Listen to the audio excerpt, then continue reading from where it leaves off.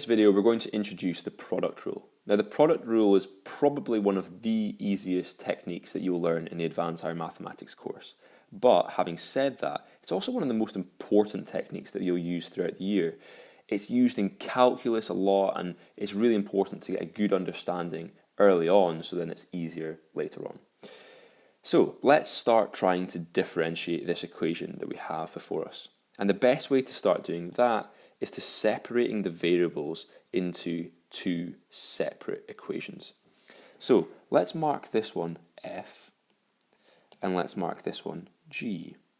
And let's bring them out, differentiate them separately, and bring them back together using the product rule. So let's bring out the f's first. So let's call f equal to our 3x squared minus 2.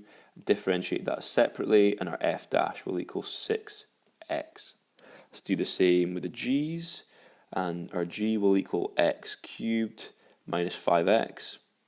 And when we differentiate that, our g dash will be 3x squared minus 5. Now this is step one of the product rule.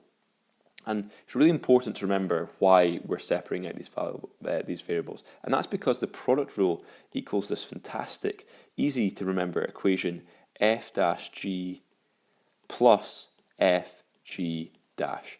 One very easy way to remember this, and really helped me out when I was doing advanced higher maths, is think of it as the cross rule. It goes f dash, which is the top right corner, down to g in the bottom left, to f in the top left, down to the g in the bottom right.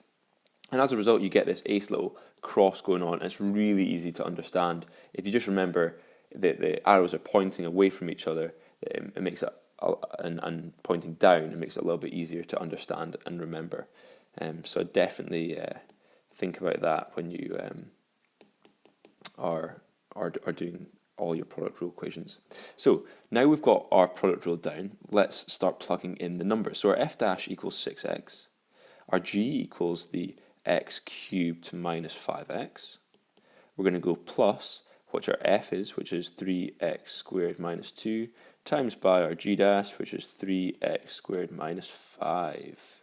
Now, that is all we need to do for a product rule question. And actually, we've got all the marks we need. We've got 1 mark for showing we know how to do the product rule.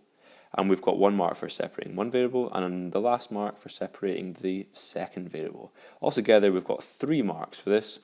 Big smiley faces all around. But one of the most important things to remember here is this is actually quite a basic product rule question. This is something you might see in a unit assessment, and maybe something you might see in the early questions of an exam paper. But really try use this as a sort of a basis to try and do more difficult questions that you're more likely to see in a proper exam.